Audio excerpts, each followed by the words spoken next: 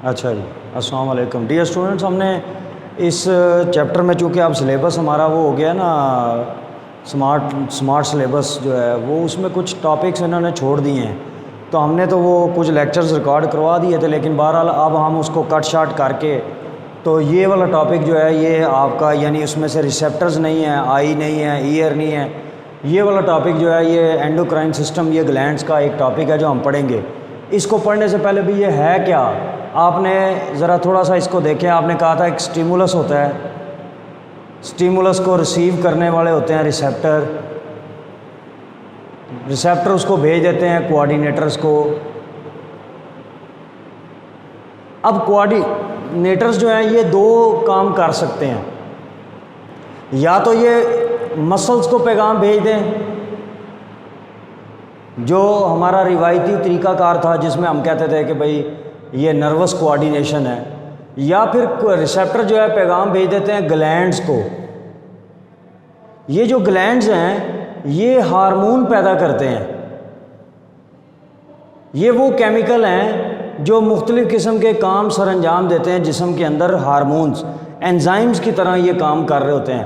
تو یعنی یہ بھی ایک سسٹم ہے. یہ والا جو ہم پڑھ رہے ہیں یہ والا تو ہم نے کہا تھا نا کہ نروس کوآرڈینیشن ہے. یہ اس کے بارے میں تو کافی باتیں ہو چکی ہیں، لیکن اب جو ہم پڑھنے لگے ہیں وہ یہ ہے کہ سٹیمولس اس کا جو رسپانس ہے وہ اس صورت میں ہے. یہ رسپانس ہے اس کا. یہ رسپانس کون دے رہا ہے؟ یہ گلینڈز دے رہے ہیں. اس رسپانس کے لیے جو سسٹم ہے ہم کہتے ہیں کہ یہ کیمیکل کوآرڈینیٹنگ ہے. یہ کیمیکلی کوآرڈینیٹ کر رہے ہیں ایک دوسرے کے ساتھ، کیمیکلز پیدا کرتے ہیں اور رسپانس دیتے ہیں کیمیکلز کی صورت میں ہر سٹیمولس کا. تو اس طرح یہ جو کیمیکل کوآرڈینیشن ہے یہ دو حصوں پر مشتمل ہے. یعنی اس کے اندر ہمارے پاس ہوتے ہیں گلینڈز. کیا چیزیں ہوتی ہیں جی؟ گلینڈز. گلینڈز بھی آرگن کی طرح ہی ہوتے ہیں جو کہ جسم کے اندر مختلف قسم کے فنکشن کیمیکلز پیدا کر کے رسپانس دے رہے ہوتے ہیں. ویسے تو آپ کا مطلب ہاتھ ہے، یہ بھی ایک مسلز کی صورت میں رسپانس دے سکتا ہے، لیکن گلینڈز آپ کو کیمیکل پیدا کر کے رسپانس دے رہے ہوتے ہیں. اور وہ جو کیمیکل پیدا کرتے ہیں ان کو ہم نے کیا کہا ہے؟ ہارمونز. یہ گلینڈز دو طرح کے ہوتے ہیں ہمارے جسم میں. ایک جو ہیں وہ ہیں اینڈوکرائن اور دوسرے جو ہیں وہ ہیں ایکسوکرائن. ایکسوکرائن گلینڈز اور اینڈوکرائن گلینڈز. یہ فرق کیا ہے ان دونوں میں؟ فرق یہ ہے کہ جو ایکسوکرائن گلینڈ ہے وہ جہاں مثلا یہ جگہ ہے یہاں گلینڈ پڑا ہوا ہے تو یہ کیا کرے گا؟ یہ اس نالی کے ذریعے جو بھی سیکریشن اس نے پیدا کرنی ہوتی ہے. آپ کو ابھی میں نے بتایا کہ گلینڈز کی سیکریشنز کو کیا کہتے ہیں؟ ہارمون. سیکریشن، یہ ایک لفظ استعمال ہوتا ہے سیکریشن. سیکریشن کا مطلب جو بھی چیز خارج ہوتی ہے اس کے اندر سے. تو گلینڈز کے اندر سے جو سیکریشنز ہیں ان کا نام کیا ہوتا ہے؟ ہارمونز. تو ایکسوکرائن گلینڈ جو اپنی سیکریشنز ہے وہ جہاں وہ خود پڑا ہوتا ہے وہ نالی کے ذریعے اپنی سیکریشن کو وہاں بھیجتا ہے جہاں اس کی ضرورت ہوتی ہے. یعنی سیکریشن کو بھیجنے کے لیے وہ ایک ڈکٹ کو استعمال کرتا ہے. اس لیے ان کو ڈکٹڈ گلینڈز بھی کہتے ہیں کیونکہ یہ ڈکٹس کو یوز کر رہے ہوتے ہیں. ڈکٹ نالی کو کہتے ہیں انگلش میں.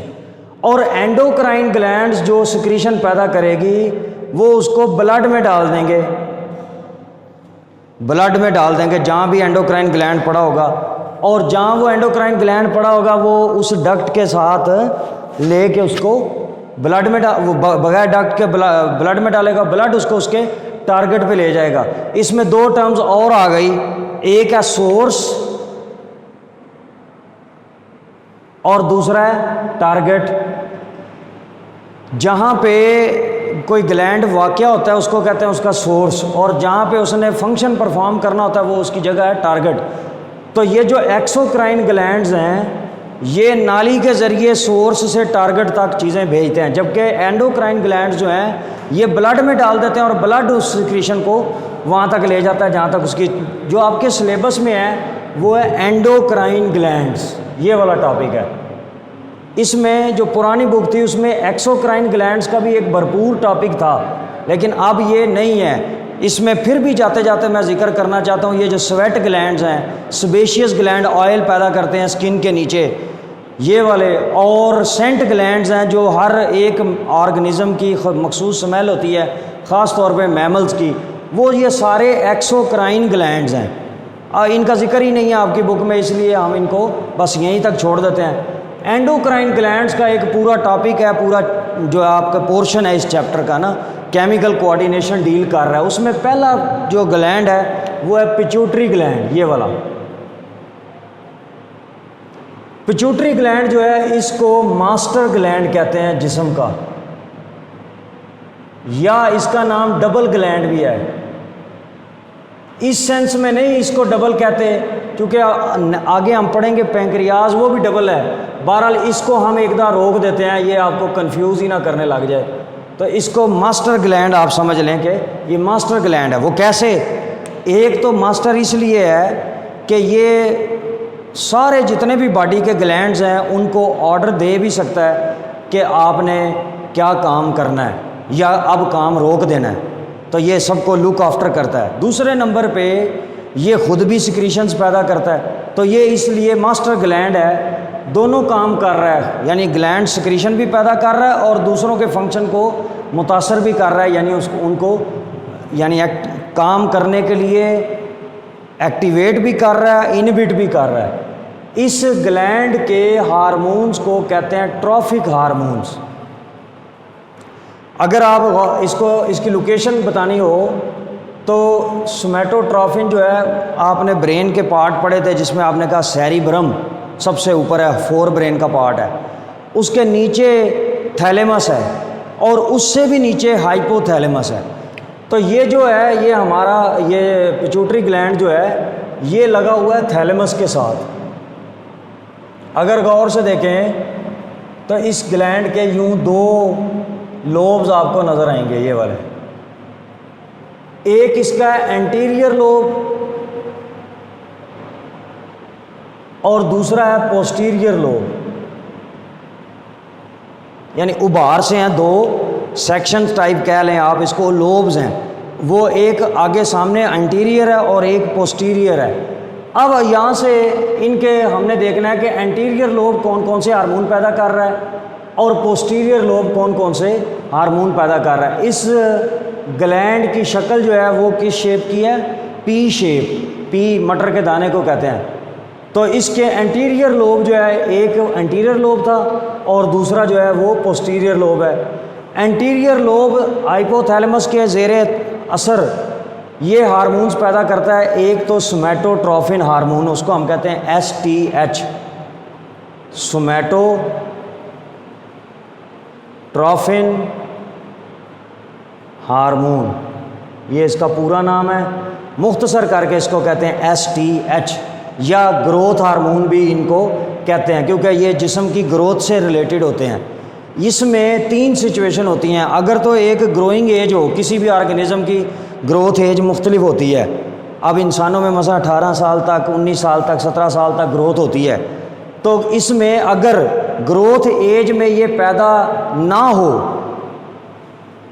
گروئنگ ایج میں یہ پیدا نہ ہو ایس ٹی ایچ یا سومیٹوٹروفن ہارمون، تو اس شخص کا قد چھوٹا رہ جائے گا۔ ہم کہتے ہیں یہ کنڈیشن ہے ڈوارفزم، بونا پن، چھوٹا قد رہ جانا، نارمل ہائٹ سے بندے کا قد چھوٹا رہ جائے۔ اگر گروئنگ ایج سے یہ زیادہ پیدا ہو جائے، گروتھ ایج سے، یعنی گروتھ ایج میں، گروئنگ ایج میں یہ پیدا ہو رہا ہے زیادہ، تو قد ایب نارملی جائنٹ ہو جائے گا، اس کنڈیشن کو کہتے ہیں جائجینٹزم، دیو قامت قد، لمبا قد ہو جائے گا عام بندے کی نسبت۔ اور تیسری کنڈیشن یہ ہے کہ جب اگر یہ گروتھ ایج ختم ہو گئی اور اس کے بعد بھی پیدا ہوا جا رہا ہے، تو اس طرح ایب نارمل ایکسٹریمٹیز پیدا ہوں گی، ایکسٹریمٹیز، باڈی کے جو سرے ہیں، مثلا ہاتھ ضرورت سے زیادہ لمبے ہو جائیں گے، پاؤں ضرورت سے زیادہ لمبے ہو جائیں گے، یہ جو جا بونز ہیں یہ یوں ہو جائیں گی، چاند جیسا منہ ہو جائے گا، ایسے جیسے وہ جو یوں کر کے لمبا سا ٹھوڑی ہوتی ہے نکلی ہوئی باہر، اکثر کارٹونوں میں تو بڑے دکھاتے ہیں پائریٹس وغیرہ کا ایب نارمل فیس۔ تو یہ تین کنڈیشنز ہیں، اگر یہ سومیٹوٹروفن ہارمون پیدا ہو رہا ہے ضرورت سے کم، تو پھر کنڈیشن ہے ڈوارفزم۔ اگر ضرورت سے زیادہ پیدا ہو رہا ہے جائیڈینٹزم. لیکن یہ سب کب ہوگا؟ جب گروئنگ ایج ہوگی. اس کے ساتھ اس کا تعلق ہے. اگر گروئنگ ایج کا ذکر نہیں کریں گے بات نامکمل رہے گی. گروئنگ ایج میں کم پیدا ہو تو ڈوارفزم، گروئنگ ایج میں زیادہ پیدا ہو تو جائیجنٹزم، گروئنگ ایج کے بعد بھی پیدا ہو جائے تو لمبے پیر، لمبے ہاتھ اور لمبی یہ تھوڑی جا بونس، اس کے لیے لفظ کیا استعمال ہوتا ہے؟ جا بونس، جبڑے کی ہڈی.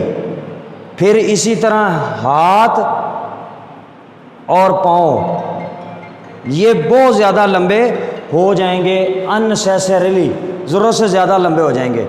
تو یہ آپ کے پاس جو ہے یہ اس سومیٹوٹروفن ہارمون کا ذکر ہے جس کو گروتھ ہارمون بھی کہتے ہیں. دوسرا ہارمون جو انٹیریئر لوب سے پیدا ہوتا ہے وہ یہ ہے thyroid stimulating hormone, TSH، thyroid stimulating hormone.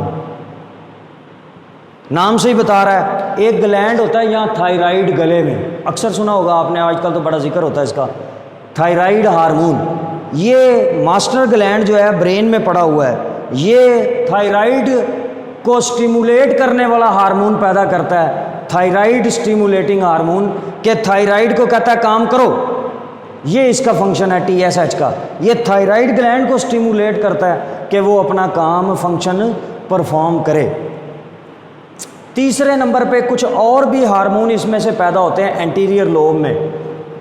یہ جو ہارمون انٹیریئر لوب میں پیدا ہوتے ہیں یہ پیدا ہوتے ہیں ہائپوتھیلیمس کے زیر اثر. اس میں آپ دیکھیں کہ ایک تو اس میں ہے ریپروڈکٹیو آرگنز کو یہ کنٹرول کرتے ہیں، یعنی ان کو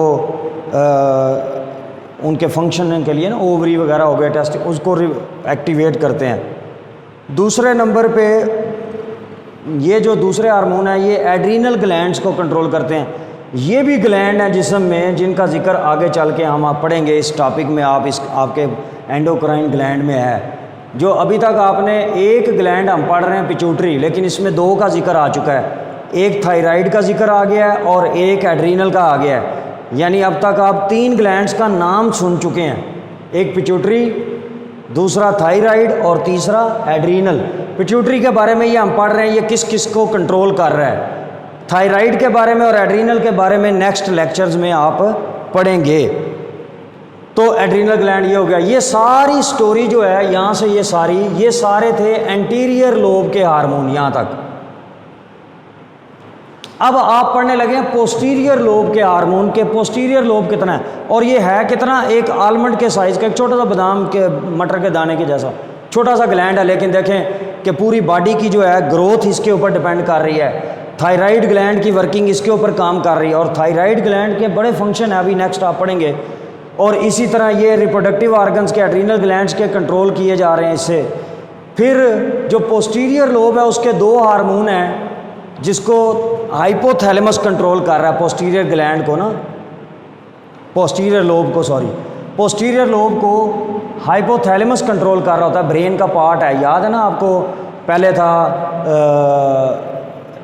سیریبرم، تھیلیمس، ہائپوتھیلیمس، چھوٹو سا نیچے پڑا ہوا تھا، تھیلیمس سے بھی نیچے. تو یہ ہائپوتھیلیمس ہے جو کہ اس کو کنٹرول کر رہا ہے. اس کے 2 ہارمونز ہیں ویزوپریزن اور آکسیٹوسن. ویزوپریزن جو ہے اس کے بارے میں یہ ہے، ویسے اس کے جو لوبز کے جو ہارمون ہیں نا ان کو کہتے ہیں اینٹی ڈائریٹک ہارمون. جیسے یہاں ہم نے ایک ٹرم استعمال کی تھی کہ ان کو کہتے ہیں ٹرافک ہارمونز، گروتھ کے لیے ٹرافک، سومیٹوٹرافک. ٹھیک ہے، تو یہ ان کے ہارمونز کا نام ہے. انٹیریئر لوب کے جو ہارمون ہیں ٹروفن، پوسٹیریئر لوب کے جو ہارمون ہیں اینٹی ڈائیوریٹک ہارمونز، اینٹی ڈائیوریٹک ہارمونز یہ ہے. تو ویزوپریزن جو ہے اس کا بنیادی کام ہی یہ ہے کہ نیفرون میں ریٹ آف ری ابزارپشن کو کنٹرول کرنا. آپ نے پڑھا تھا نیفرون والے چیپٹر میں کہ نیفرون کے اندر سلیکٹیو ری ابزارپشن ہوتی ہے، پانی کو جو کڈنی سے نکل کے باہر جا رہا ہوتا ہے، جو فلٹر ہو چکا ہوتا ہے، جس کو ہم کہتے تھے گلومیرولر فلٹریٹ، اس کو ری ابزارب کیا جاتا ہے تاکہ جسم سے زیادہ پانی کا اخراج نہ ہو جائے۔ تو اس پانی کے ری ابزارپشن میں یہ ویزوپریزن کام کرتا ہے۔ مثلاً اگر جسم میں پانی زیادہ ہے تو ویزوپریزن پیدا ہوگا اور جسم کے جو بلڈ جو پانی فلٹر ہو کے چلا گیا اس کو ری ابزارب کر لیا جائے گا۔ اگر پانی کم ہے جسم میں تو یہ کم پیدا ہوگا اور ری ابزارپشن کی جو کوانٹٹی ہے وہ کم ہو جائے گی۔ اس کنڈیشن کو ہم کہتے ہیں ڈائبٹیز انسپیڈس۔ دوسرے نمبر پہ جو ہارمون ہے وہ ہے آکسیٹوسن۔ آکسیٹوسن کے جو کام ہیں وہ اصل میں ریپروڈکٹیو آرگنز کے ساتھ ہے، وہ بھی فیمیل باڈی میں یوٹیرس کی جو والز ہوتی ہیں یہ چائلڈ برتھ کے دوران یہ اس کو یوٹیرس والز کو کنٹریکٹ اور ریلیکس کرنے کے اوپر یہ پیدا ہوتا ہے، تو یہ اس کو فورس کرتا ہے، کنٹرول کرتا ہے کنٹریکشن کو، ایجیکشن میں مدد دیتا ہے۔ اور دوسرے نمبر پہ جو برتھ کے بعد جو بچوں کو شیر خوار ہے، جو بچے دودھ پینے والے ہیں، تو ان کے لیے تو دودھ کی پیداوار جو ہے اس کو یہ ریگولیٹ کرتا ہے۔ تو یہ اس طرح آپ کے پاس پوسٹیریئر لوب کے ہارمونز آ گئے ہیں۔ انٹیریئر لوب کے یہ ہارمون ہیں اور پوسٹیریئر لوب کے یہ ہارمون ہیں۔ اس لیکچر کے لیے یہ ایک ہم نے گلینڈ جو ہے وہ اس میں کور کیا ہے، پیچوٹری گلینڈ۔ نیکسٹ ٹاپکس میں اگر یہ کلاسز چلتی ہیں تو یہ نیکسٹ لیکچرز میں آئیں گے، ورنہ یہ پھر آپ کے اپنے کلاس کے ٹیچرز آپ کو اس کو پڑھائیں گے چھٹیوں کے بعد۔ تو یہاں تک اس کو آپ تیار کر لیں۔ آپ نے سمپل کرنا کیا ہے، پیچوٹری گلینڈ کے بارے میں آپ بتائیں کہ وہ کہاں پایا جاتا ہے، کیسی شکل ہے، اس کو کنٹرول کرنے والا کون ہے، اور دوسرے نمبر پہ اس کے لوبز ہیں، لوبز میں پھر اس کے ہارمونز کو بتائیں، انٹیریئر لوب کے ہارمون بتائیں، پوسٹیریئر لوب کے ہارمون کے نام یاد کریں، پھر ان کے بارے میں آپ یہ یاد کریں کہ ان کے ہونے نہ ہونے سے کیا فرق پڑے گا، اسی طرح ہو تو کیا کرے گا، اور اگر یہ نہیں پیدا ہو رہا تو پھر اس کا کیا شارٹ کمنگ ہوگی۔ بس سمپل اتنا سا کام ہے۔ اللہ حافظ۔